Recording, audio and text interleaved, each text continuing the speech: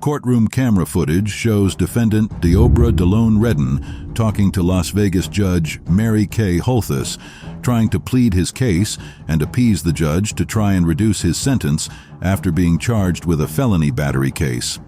I'm a person who never stops trying to do the right thing, no matter how hard it is. And I just, and I'm trying, and I never give up trying to do the right thing. Although Judge Mary appreciated his plea, she was not going to back down and just let him go. She then proceeded to remind him of his list of criminal offenses while explaining that she could not just let him go and that he had to face the consequences of his actions. By this point, Deobra had grown enraged and decided to attack the judge by literally flying over the judge's table and tackling her to the ground. He was apprehended by the police officers on standby, where he can be seen being dragged off the judge. A taste of something else, because I just can't with that history. In accordance with the laws of the state of Nevada.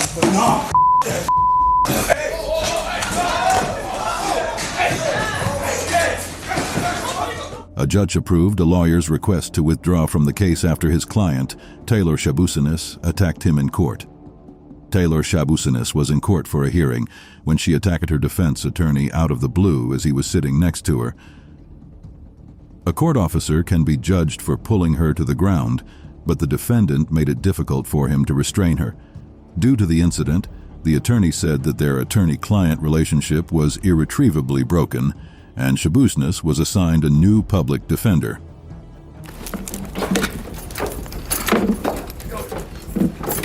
Stop.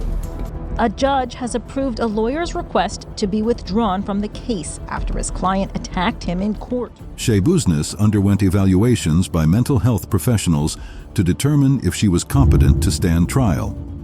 She was charged with first-degree intentional homicide, corpse, mutilating a corpse, and third-degree sexual assault, and pleaded not guilty by reason of mental disease or defect. Shabusinis was sentenced to life in prison without parole, without the possibility of extended supervision for first-degree homicide. Homicide, mutilating a corpse, and third-degree sexual assault. She has pleaded not guilty by reason of mental disease or defect. Her trial is set to begin in May. Cameras were rolling when 18-year-old Davon Motchwain, charged with killing 9-month-old Darius King Grigsby, was attacked by another inmate in the courtroom during his trial. The inmate was tackled to the ground to avoid further conflict.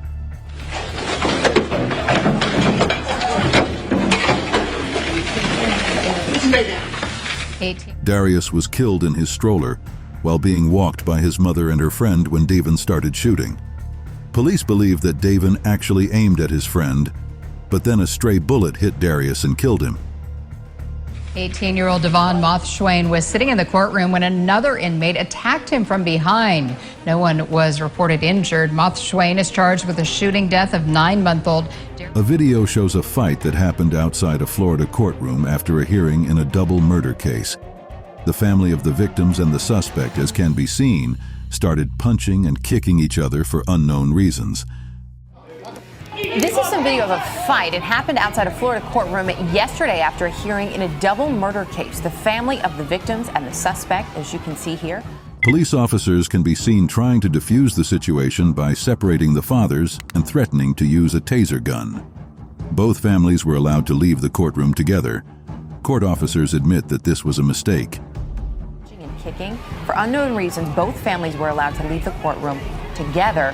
Court officers admit that was a mistake. Welcome back. Video footage shows a brawl in the hallway of a public safety building, showing the sheriff's deputies wielding stun guns and forcing people to the ground. The fight was between the family of 6-year-old victim Christopher Wade Jr. and the family of 23-year-old Dedrick Ashford. Into a hallway melee. Get down on the ground right now! Get down! He came out here threatening us! It all started with the sentencing of this man. Dedrick, who was charged with murder after killing Christopher by striking him down with his car, was sentenced for driving without a license, causing death. Both his family and the victim's family were in court when the sentence was handed down, and that's when tensions began to rise, resulting in the confrontation in the hallway. Dedrick was sentenced to 1 year in prison and 1 year of supervision. He took away more than just my child. He took away my life. He should get the maximum, whatever it is. I really think he should have been charged with murder. It happened last April when a witness told police CJ ran out into the street in front of the van Ashford was driving. I took responsibility for my action. Courtroom footage shows two brothers attacking their mother's killer. 62-year-old Dale Williams had pleaded guilty to aggravated murder in the death of his ex-girlfriend. Her family was present at his sentencing in the Youngstown, Ohio courthouse when her two sons tried to get some justice of their own. One of the brothers appears to lunge at Williams across a table toward him. There was no order in this courtroom as two brothers attacked their mother's killer. 62-year-old Dale Williams had pleaded guilty to aggravated murder in the death of his ex-girlfriend. The officers tried to stop the attack, but the man was able to grab Williams by the feet and drag him. The other brother can be seen trying to pass by police officers to get to the defendant to try and help his brother when another police officer corners him. After a police officer draws out a taser gun and uses it to threaten them, the brothers appear to give up their fight. The brothers were apprehended by the police. One brother was seen screaming out and expressing his grief. Williams was taken out of the courtroom and his sentencing was postponed. The brothers, identified as 30-year-old Anthony Dees and 23-year-old Jerome Stewart, were arrested and charged with assault, contempt of court, and obstructing official business. One officer pulled out a taser gun. The brothers appear to give up their fight. Trial footage shows a defendant being attacked from behind by the victim's father. The father can be seen repeatedly punching the defendant as two police officers try to drag him away.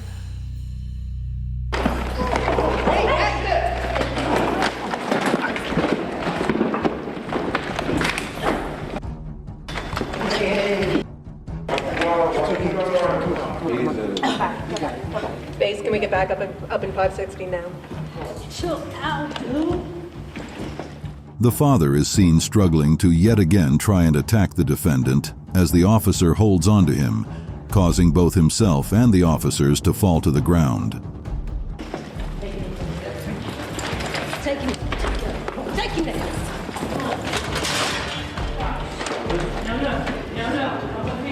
A trial room camera caught the distraught father of one of Larry Nassar's victims as he lunged at him, threatening to attack him.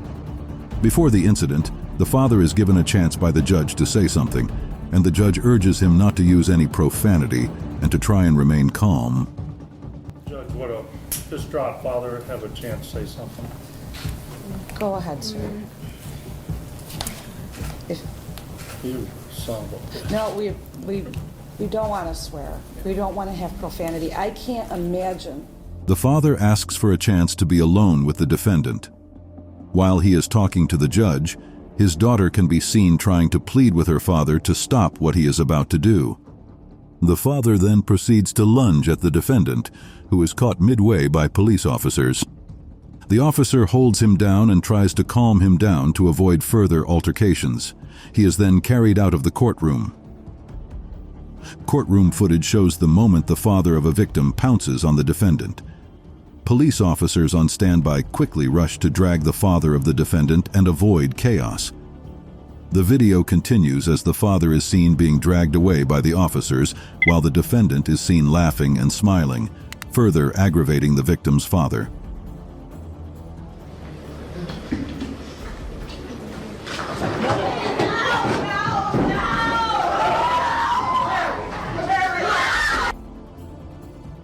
In the 5th District Court in Cedar City, Utah, Tristan Lamoureux Lambros just pleaded guilty to killing his wife, Misty, following an argument in their apartment.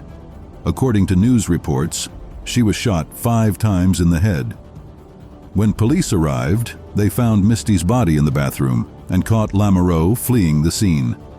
In court, Lamoureux was surrounded by 4 sheriff's deputies closely watching him. The judge proceeds to call Misty's brother, Jason Wilson, to the front of the courtroom to deliver his statement. As Jason approaches the stand, he glares at Lamoureux before he begins his statement. While he was talking, Wilson turned his full attention to Lamoureux and began to shout at him. When he sees that has no effect on Lamoureux, he lunges at him, but is blocked by the sheriff's deputies. Simultaneously, Lamoureux looks like he too wants to throw punches at Wilson, but is slammed to the ground by a nearby sheriff's deputy. A different approach.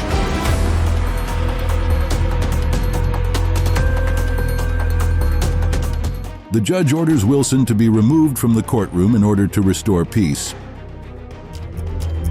As he approaches the podium, Wilson shoots an intimidating stare in the direction of the defendant. But Lamoureux seems unbothered as he casually rocks back and forth in his chair. Courtroom cameras captured the moment 31-year-old Paul Wade was chased out of a courtroom and attacked by family members of the victim. Paul Wade was charged with 2 counts of murder and possession of a handgun by a convicted felon. 3 weeks earlier, 25-year-old Alexis McCrary and 26-year-old Edward Smith, who lived together, were both shot and killed on the same afternoon, a short distance away from each other. We head to Louisville, Kentucky for a hearing. 31-year-old Paul Wade has been charged with 2 counts of murder and possession of a handgun by a convicted felon. During trial, Wade's attorney didn't show up because the judge had decided to schedule the trial for a later date. While Wade was being escorted out of the room, he muttered an insult toward the victim's family sitting in the gallery, which immediately caused an uproar. Wade escaped through an open door behind the bench, which leads to a hallway in the judge's chambers, while the judge and the terrified 8th grader, who was shadowing the judge for the day, could only watch. The chaos goes on for 20 minutes, as deputies use pepper spray in an attempt to defuse the situation. 4 people from the gallery were arrested and charged with disorderly conduct and obstructing government operations, both misdemeanors. When police reviewed surveillance footage of the crime scenes, they spotted who they believe is Wade pulling the trigger. Courtroom footage shows a 55-year-old man named Felix Espinoza Quiroz facing serious charges including rape, sodomy, and incest, along with tampering with a witness. He gets enraged and tries to attack his accuser. The defendant is 55-year-old Felix Espinoza Quiroz. He's been charged with rape, sodomy, and incest, as well as tampering with a witness. During the trial, Espinoza Quiroz became visibly upset when his accuser took the stand. He shouted and gestured towards her, causing a disturbance. The judge quickly dismissed the jury to restore order. Despite efforts from Espinoza Quiroz's lawyer to calm the situation, it continued to escalate. At one point, he flipped a table with his head and pushed his attorney, prompting a bailiff to step in. The standby officer attempted to use a taser, but Espinoza Quiroz ran away. After a short chase, he was brought back into the courtroom in handcuffs. Espinoza Quiroz loses it.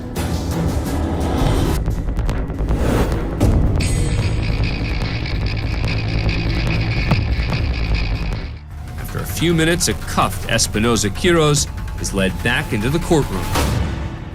In 1992, camera footage shows the victim's father and brother attack and beat up the defendant after he was given a lesser charge than what was expected.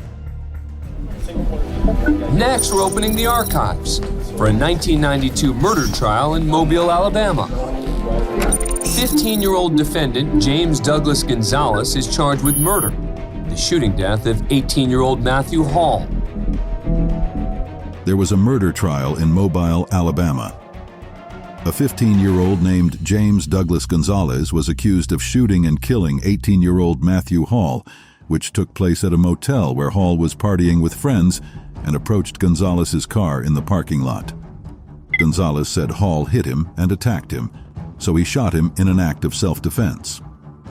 During the trial, there were many police officers and deputies in the room as the jury made their decision. Among those waiting were Matthew Hall Sr., the victim's father, and his younger brother Kevin. They wanted Gonzalez to be found guilty of murder.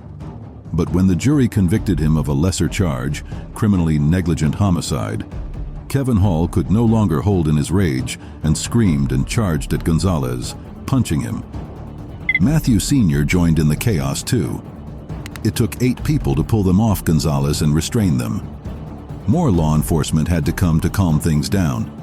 Gonzalez's family was crying, and spectators were shocked.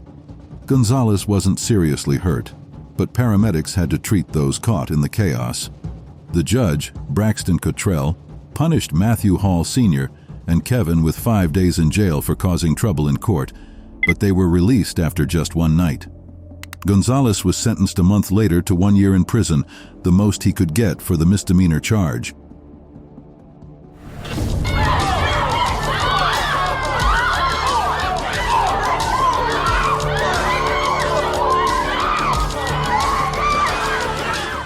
Chaos erupted as 38-year-old Quia Havan was dragged into the courtroom on February 22, 2017. He was scheduled to be arraigned on murder charges for the 2005 beheading of 19-year-old Rashawn Brazel.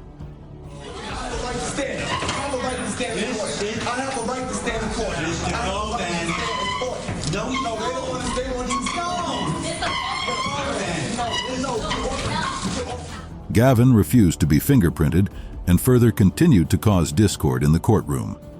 The next step, the judge says Govan will be back in court every day until he agrees to be fingerprinted and can be arraigned.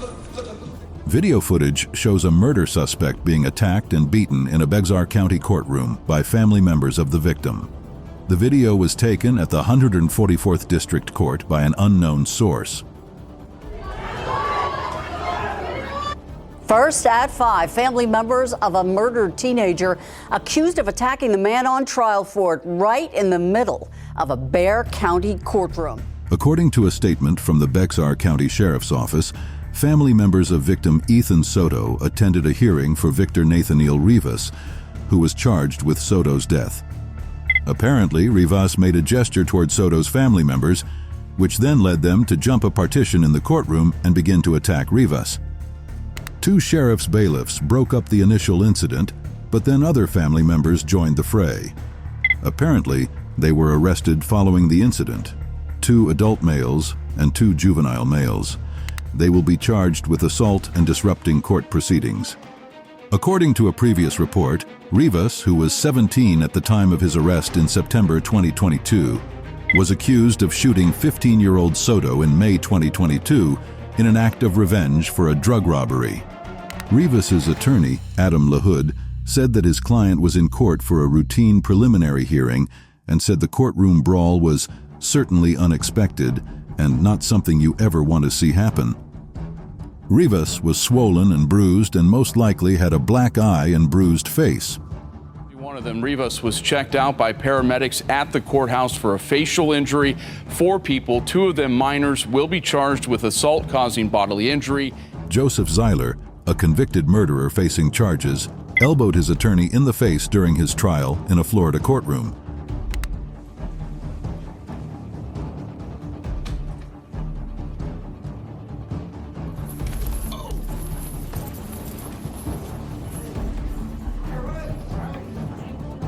He called his attorney to the side under the guise of wanting to talk to him, and then elbowed him in the face.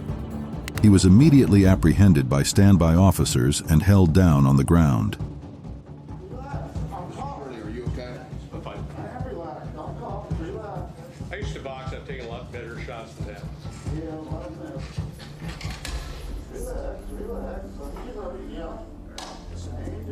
During the sentencing for a 3-year-old girl's death, a brawl broke out in a Detroit courtroom when the girl's father attacked Clifford Thomas, the man responsible for killing his daughter, Jamila.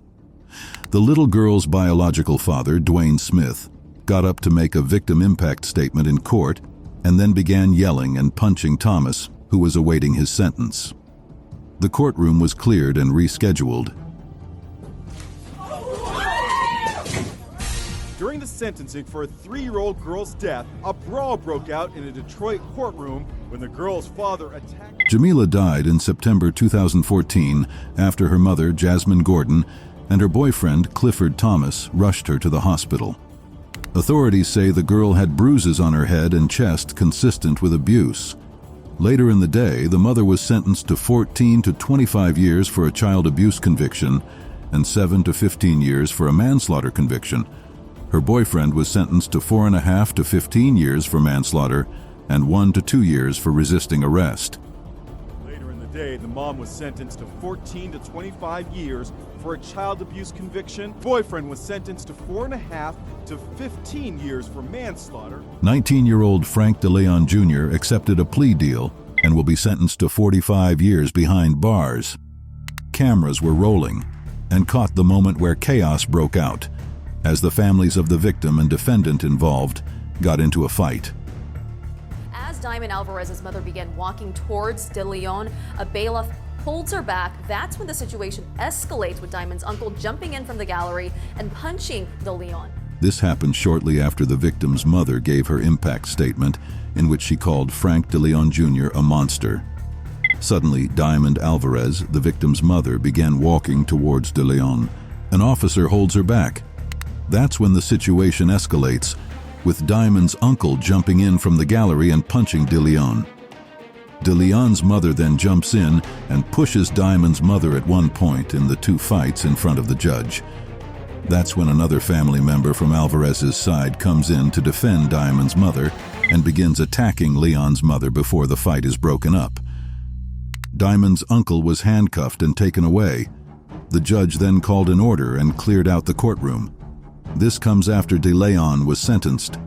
Leon's mother then jumps in and pushes Diamond's mother at one point, and the two fight in front of the judge. That's when another family member from Alvarez's side comes in to defend Diamond's mother and begins attacking De Leon's mother. A courtroom's CCTV camera caught the moment when a suspect in a trial attacked a prosecutor.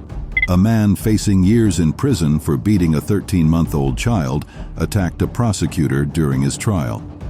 This incident happened at the Regional Justice Center inside one of the courtrooms.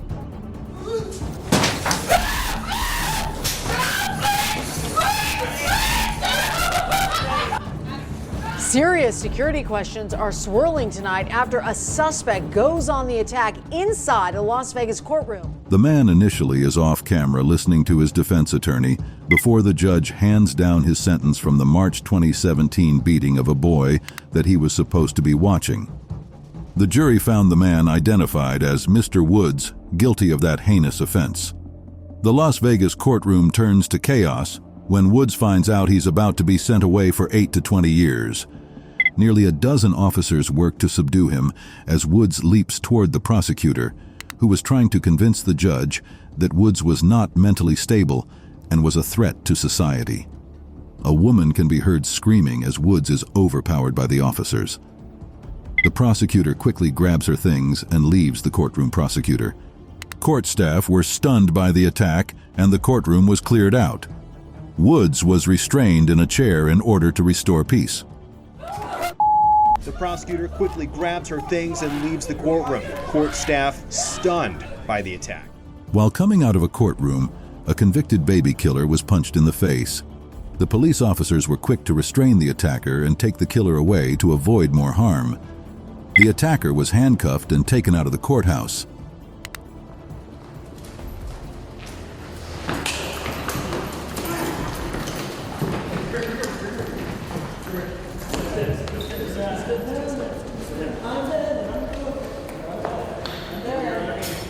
Cameras capture Christopher Teal, who is accused of first-degree rape and unlawful imprisonment, punching his attorney in the face without any provocation while he was about to start pleading his case. Washington versus Christopher Teal, cause number 181008391, Seattle designation. Christopher Teal is accused of first-degree rape and unlawful imprisonment. Teal allegedly followed a woman into the bathroom of a car dealership, locked the door, and raped her. The attack was stopped only after company employees broke into the stall and wrestled Teal to the ground. The guards immediately pounce on the defendant and take him to the ground.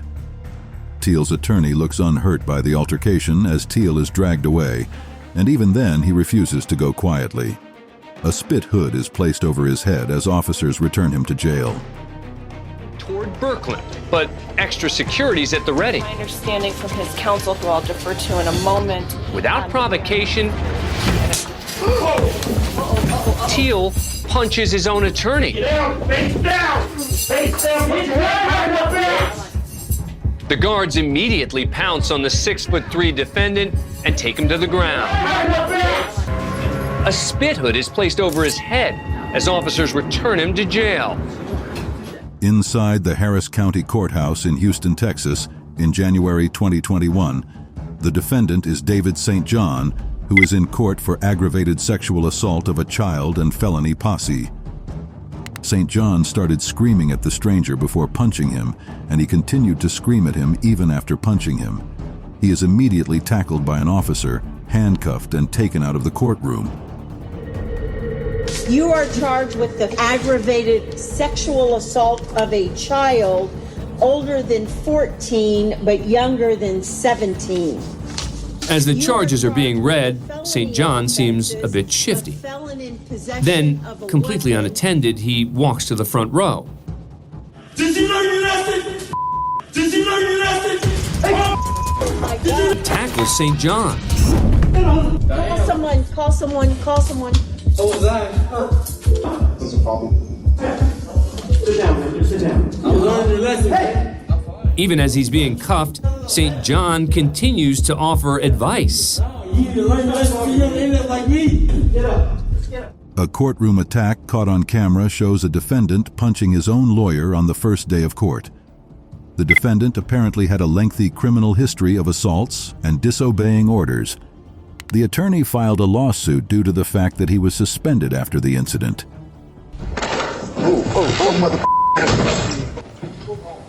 Look out. Courtroom attack caught on camera there. A man punched his own attorney. This is in Arizona. A courtroom CCTV camera captured when a victim's father snuck up behind the defendant and punched in the back of the head.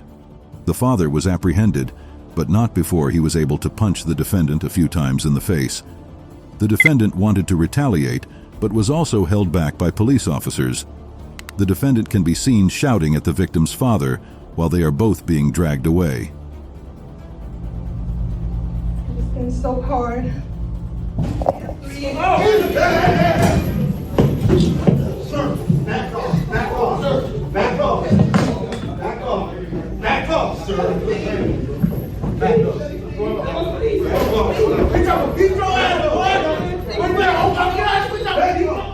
Tensions were high in a Cleveland courtroom as the relative of a murder victim tried to attack the murderer. The murderer, by the name of James Henderson, pleaded guilty to killing 5 members of his best friend's family when the victim's uncle tried to attack him. The victim's uncle was obstructed by the officers before he could get to Henderson and was carried out of the courtroom. Pleaded guilty to killing 5 members of his best friend's family, including, and this is tough to even say, an unborn baby.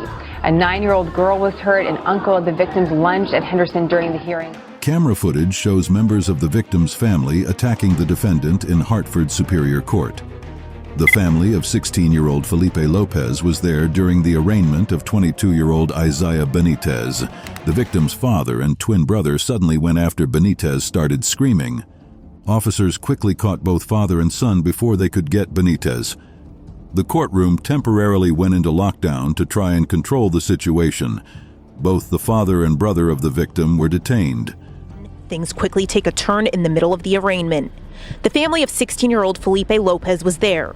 The victim's father and twin brother suddenly go after 22-year-old Isaiah Benitez, screaming. That file. He has 1 conviction. Police quickly rush out Isaiah Benitez and the courtroom temporarily went into lockdown. You don't see all the action because of court rules on what we're allowed to show inside. Felipe's father and brother were temporarily detained. The video starts out with a family member of a victim being tackled to the ground by multiple police officers after the attacker attacks the defendant. The defendant can be seen standing calmly by the door as he watches the scene unfold before his eyes, before another officer quietly takes him away from the courtroom. The family member continues to struggle and tries to resist the officers.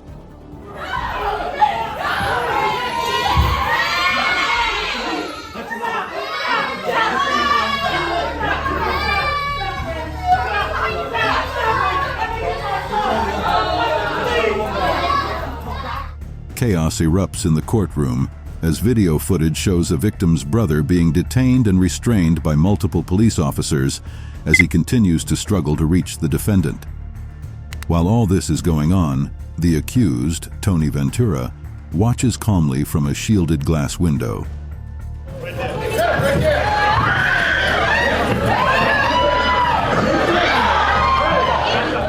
Ventura was arrested after admitting to police officers and social media that he was strangling his fiancée, Maria Morton, in the third-floor apartment they shared together on 305 Prospect Street. The couple had known each other for 10 years and had 2 children together. According to reports, Morton had already filed 2 restraining orders against Ventura before the day of her death. Ventura was sentenced to life imprisonment with the possibility of a 25-year sentence.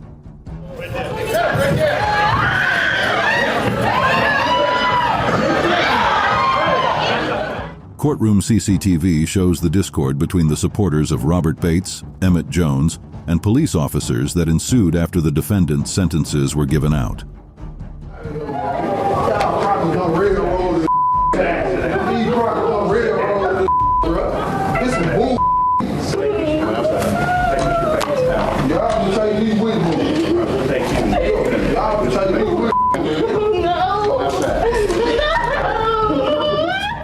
Robert Bates and Emmett Jones are guilty of first-degree murder in the 2011 death of Regional Clark. The 2 defendants immediately reacted to the verdict and were threatened to remain calm by police officers wielding taser guns. Wailing, crying, and screaming can be heard in the courtroom as Bates and Jones were taken away in handcuffs. Contempt charge based on his behavior. Y'all these white folks on our jury, man. Crazy. Y'all know this bull, man. Him wait to tell you the all racist as hell, man. Judge Stillman on the bench did what he could to restore order. Y'all can take me with me. Y'all can take me with me.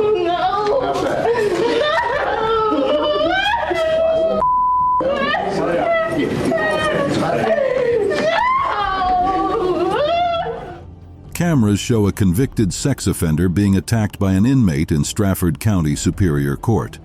The defendant, identified as Christopher Elwell, was headbutted by inmate Josiah Davies several times before the officer pushed Davis away. This happened after Elwell was sentenced, having earlier pleaded guilty to his crimes.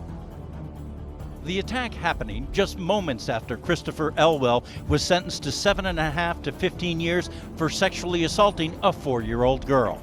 Josiah Davies, who was awaiting arraignment and a hearing on a probation violation, headbutted Elwell. The sexual assault happened in Dover back on June 24th into the... 29-year-old David Paradiso was on trial for the 2006 stabbing death of 20-year-old Eileen Pelt when, during a break in cross-examination, he attacked San Joaquin Superior Court Judge Cinda Fox. Lodi Police Detective Eric Bradley, the lead investigator in the case, fired 3 shots, halting the attack and killing Paradiso. Fox was not seriously injured. After the chaos calmed, Paradiso's family assailed Pacheco and the prosecutor for having Paradiso testify despite the man's earlier protests and apparent mental instability. Courtroom footage shows a man spitting in a judge's face during his trial following a series of bad behaviors. 30-year-old Bass Webb has been charged with 2 counts of attempted murder. This surveillance video taken outside a Kentucky jail a week earlier captured the moment when Webb, a former inmate there who served 3 months on assault charges, accelerated his car and tried to run over 2 jail employees.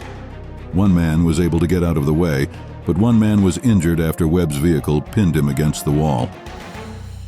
This video taken outside a Kentucky jail a week earlier captured the moment when Webb, a former inmate there who served 3 months on assault charges, accelerated his car and tried to run over 2 jail employees. At his first court appearance before Judge Vanessa Dixon, Webb's bad behavior continued. Judge Dixon then informed Webb she's recusing herself from the trial because she knew the 2 jail employees he targeted with his vehicle. Webb then proceeds to literally spit on the judge, but this incident is far from the last time Bass Webb will spit in the face of the law while waiting to go to trial. He and 4 other inmates incited a riot inside the Fayette County Detention Center after being shot with beanbag bullets and then hit in the neck by a pepper ball. Webb was found guilty of third-degree assault and sentenced to 15 years in prison. For his attempt to run over the 2 jail employees, he was later found guilty of 2 counts of attempted murder and got an additional 37 years. Basweb was facing a total of 52 years behind bars. Found guilty of 2 counts of attempted murder and got an additional 37 years. Basweb was facing a total of 52 years behind bars. In the Miami-Dade County Criminal Court on April 7, 2014, camera footage showed Lucas Candle standing trial when the father of a victim, Donald Bryn, started shouting at the defendant. While he was shouting, a police officer tried to peacefully escort him out of the room, but then Bryn slowly began to get angry, which caused other officers to drag him away from the courtroom. He eventually decompensated to the point where he was sitting in a fetal position, naked, not eating, and not interacting with any human being. Yeah, but my son is dead, man. My son is dead. He needs to go to prison. He don't need to be laying no mental hospital. He need to go to prison, man. Come on, sir. In a Buffalo, New York courtroom, the man who shot and killed 10 people at a grocery store in Buffalo is now facing sentencing. While the sister of one of the victims was giving her statement, a man proceeded to try and lunge at the defendant.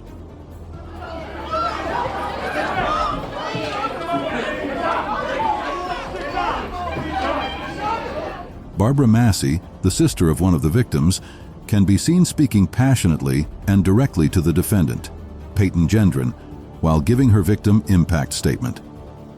A relative of another victim lunged at Gendron. The officer were quick to intercept him and drag him away from Gendron while he still put up a fight. Emotions ran high in a courtroom when a teenager faced the man who was accused of killing her father.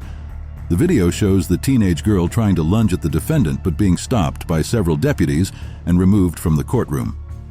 Talking about a 15-year-old girl who just lost her dad less than a month ago. She got overwhelmed today by what she heard. The incident started with a fight inside the store, but that ended up in the parking lot with several shots fired, and Myron Pierce was killed. But when his family found out Kevin Merriweather shot Pierce several times to death at the Shell gas station store on Glenwood Avenue in Decatur, they were crushed, and some relatives couldn't hold back their emotions. Pierce's daughter was one of those relatives who couldn't contain her emotions. The prosecutor went on to say that Merriweather had scammed Pierce before, so when Pierce just happened to run into him at the store on June 2nd, Pierce started punching him. Police said Merriweather grabbed his gun and shot Pierce about 15 times. He even chased Pierce out the door when he ran.